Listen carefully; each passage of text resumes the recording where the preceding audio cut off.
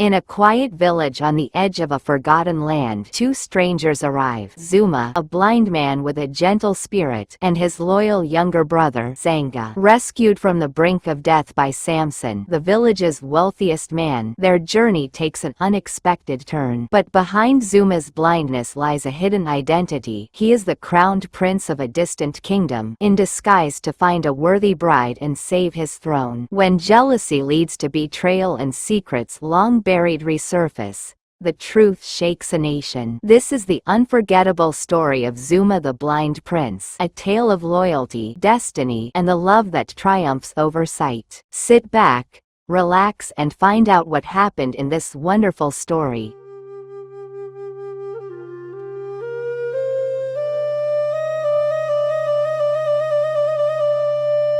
The sun was setting as Zuma, a blind man with a mysterious air of calm, and his younger brother Zanga, a spirited and loyal companion, stumbled upon a dusty path that led them to a village neither of them had ever seen.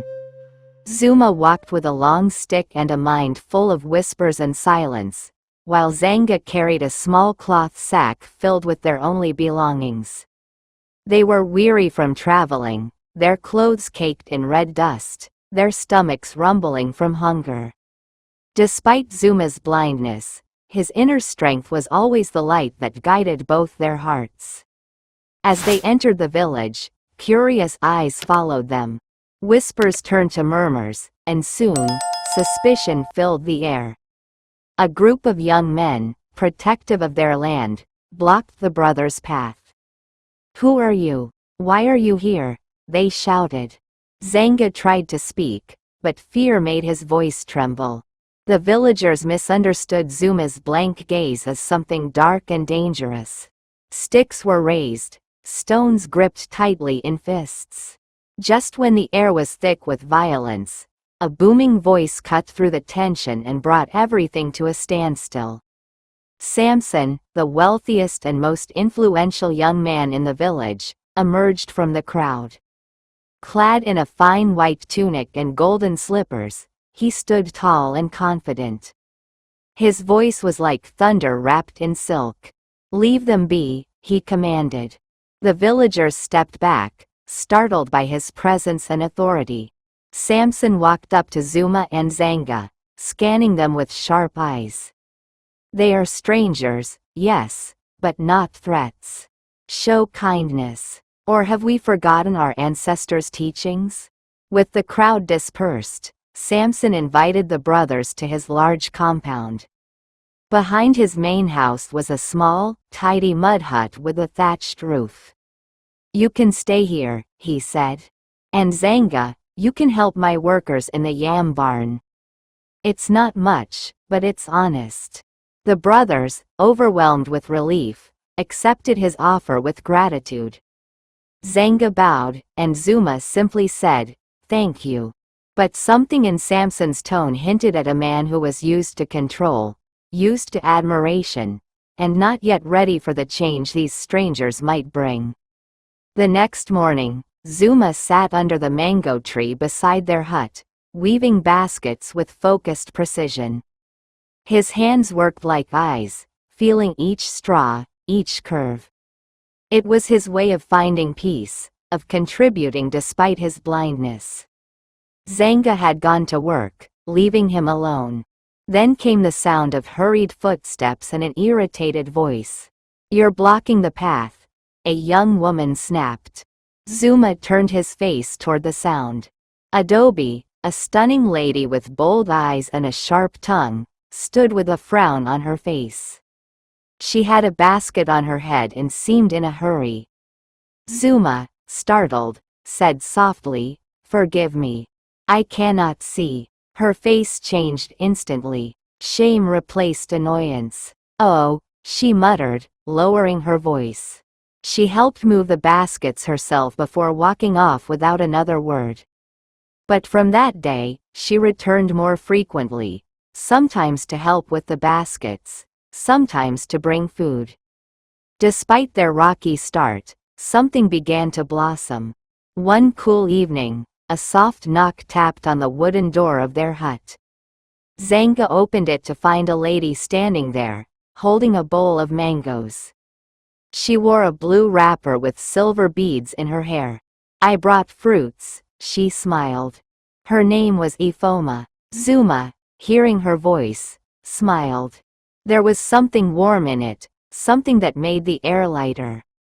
She came in, sat beside him, and began to tell stories, of the village, of her dreams, of things that made her laugh. She kept coming, day after day. She and Zuma talked endlessly. She helped him fetch water, sometimes even assisted with weaving. Her laughter filled the hut. Zanga noticed the bond but also felt something was off, especially when Samson passed by and gave them long, cold stares. But Zuma didn't notice. He was lost in Ifeoma's world, unaware that she was already promised to another, the very man who saved their lives. Samson sat by the window of his mansion, watching from a distance as Ifeoma left Zuma's hut with a gentle smile. His jaw tightened. He had done everything for this village, provided food, helped the sick, and yet, the woman promised to him by her father's debt, the one he believed should honor him, was spending her time with a blind stranger. His pride couldn't handle it. His heart, already bruised by rejection, began to rot with jealousy.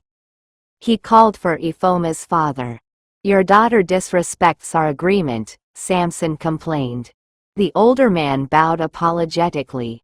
That night, he scolded Ifeoma harshly. "You bring disgrace to our name. You were promised to Samson."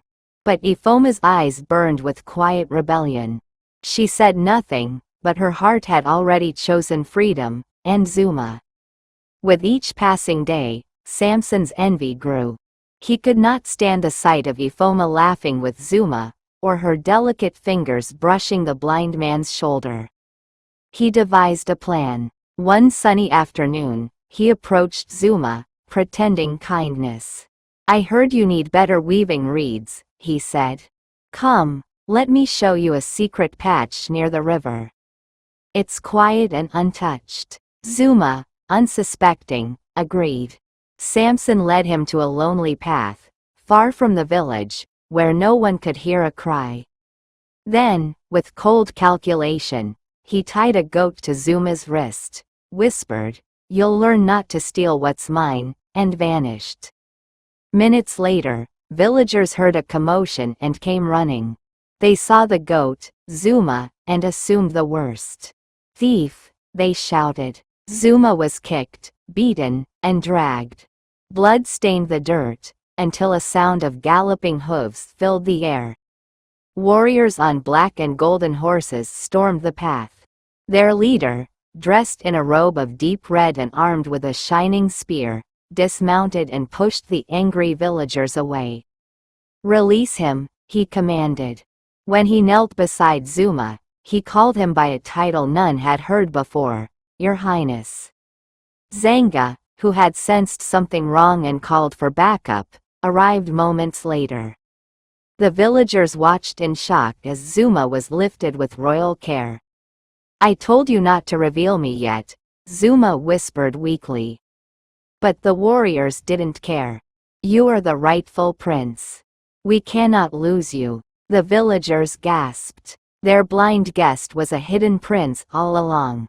Zuma's disguise was part of a secret mission, to find love without status, and save his throne. Zuma healed in silence, his spirit strong despite the pain. The very next day, he mounted a royal horse, adorned in his princely robes, and rode straight to Ifeoma's house. Her father trembled at the sight of guards and gold. "I have come to settle your debt," Zuma said calmly. Bags of gold and royal seals were laid before the man. "Your daughter is free," Zuma declared. Ifeoma ran out, stunned by the revelation. "Come with me," he said, extending a hand. She looked at her father, then at Zuma, and nodded. Together, they rode out of the village, leaving behind the whispers and stares. Trumpets blared as Zuma returned to his kingdom. Banners were raised, flowers thrown on the ground, and chants of joy echoed through the air. He had fulfilled the condition. Return with a bride, and secure the throne. Ifeoma, adorned in flowing royal garments, stood by his side. Yet, the Queen Mother, standing on the palace steps, stared at her with widening eyes. A scream escaped her lips. She fainted. Courtiers rushed to her aid. When she came to, she pointed at Ifeoma, trembling. That girl, that face. She is my daughter. The court fell silent. Zuma stood in stunned disbelief. The queen wept uncontrollably. Years ago, I gave birth to a daughter. But they told me she was stillborn. I could not bear another child, and in desperation to preserve the royal line, I took another woman's son, the second of her twins, and sent her away. I didn't know my real child survived. The royal midwife, now old and remorseful, stepped forward and confirmed everything. Ifeoma had a crescent moon birthmark on her shoulder, the royal sign. She was the lost princess. Zuma's heart shattered. The woman he loved was his sister. Zuma could barely sleep that night. The truth had shaken the palace and rattled his very soul. Ifeoma was his sister. How cruel the twist of fate had been. All those days of sharing laughter, stories, and dreams, they now weighed on him like heavy stones. He wandered through the palace gardens, lost in thought. Zanga stayed close, worried about his brother. You were meant for something greater, he reminded him. But Zuma's heart ached for the woman who had comforted him when he had nothing. And then, his thoughts drifted to Adaobi, the woman who had started as a sharp-tongued stranger but slowly became his quiet strength. She had stood by him, helped him sell his baskets, and fed him without asking for anything in return. In her presence, there had always been peace. Maybe she was the one. Zuma rode at first light, back to the village he had once entered as a beggar. Adaobi was in her compound, unaware of the whirlwind unfolding in the royal household. When she saw him in royal robes, flanked by guards, she froze. Zuma? She whispered. He stepped down, walked to her, and bowed slightly. I come not as a prince, but as the man whose heart you healed. Adaobi stared, confused. I have learned that love is not in beauty or status, but in sacrifice, humility, and peace. Will you be my queen, Adaobi? Her heart pounded in her chest. She had buried her feelings for him, thinking he loved another. Tears filled her eyes. Yes, she whispered. Yes. Back at the palace, Ifeoma stood tall. Though her heart had once longed for Zuma, her spirit was noble. When Zuma introduced Adaobi to her, she smiled gently. You have chosen well, brother. Adaobi bowed to her in deep respect, not just as a fellow woman, but as the princess she truly was. They embraced. From that moment, a new bond was formed, one of sisterhood, mutual respect, and shared destiny. Ifeoma accepted her new title not with pride, but with purpose. Let me serve this kingdom, she told her mother, the queen. Let my past become someone else's hope. Zuma could not begin his reign without making peace. He rode once again to the village, this time, to confront Samson. The man who had once framed him was now a shadow of his former self, haunted by guilt and public disgrace. When Zuma arrived, Samson fell to his knees. I was wrong. I let envy rule me. I deserve no forgiveness. But Zuma lifted him. You allowed darkness into your heart, but you can still choose light. Just never walk that path again. The villagers watched in awe as a prince forgave the man who betrayed him. It was a lesson they would never forget. The royal midwife, now bent with age and burdened by guilt, came forward. I stole a child, she said through tears. But it was out of fear and loyalty. Zuma called a royal council. Some asked for her punishment. But the queen, after hearing her full confession, chose mercy. She helped save the throne, the queen said. And she will help mend the damage. The midwife was assigned to the royal record hall, where she began correcting years of lost births and erased names. Slowly, the people began to forgive her too. Zanga had not rested since the revelation. He set out to find the woman who had lost her child, the peasant mother who bore twins and was sent away. After weeks of searching, he found her in a distant village, selling roasted maize by the roadside. When he told her the truth, she dropped her basket and wept. She returned to the palace, holding Ifeoma's hands and sobbing uncontrollably. The palace wept with her.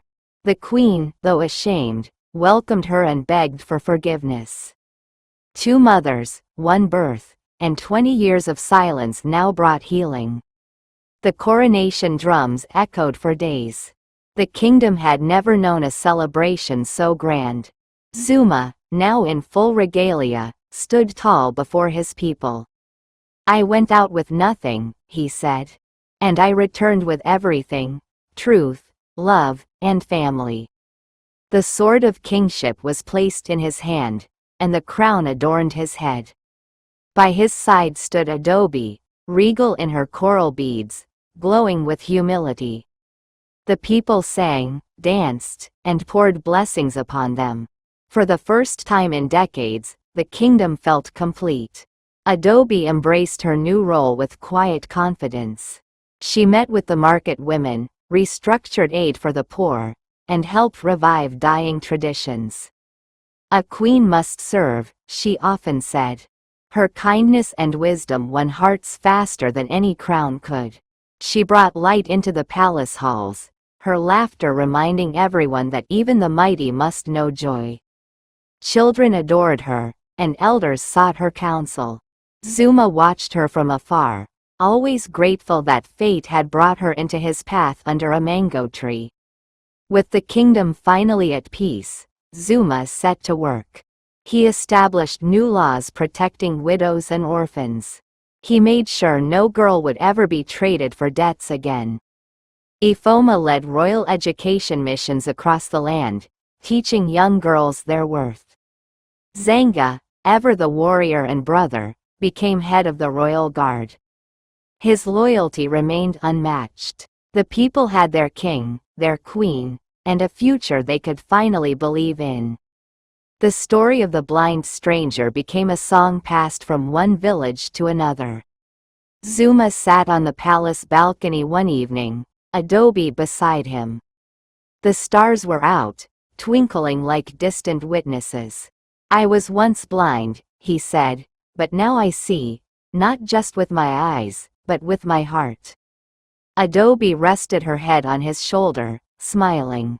Their children played in the garden below, while Ifeoma taught young princesses to read. The kingdom had seen betrayal, pain, and truth, but it had survived. And at its center stood a man who found his way through darkness, not with sight, but with love. And thus, Zuma the blind prince became Zuma the great king, forever remembered not just for his crown, but for the path he walked to earn it.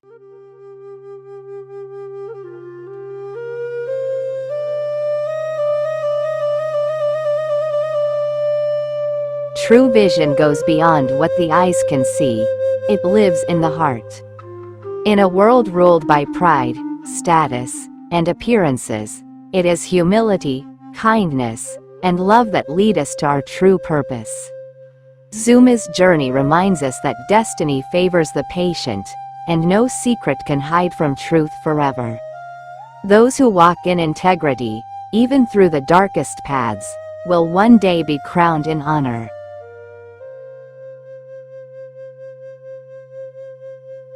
Thank you so much for watching to the end. Guess what?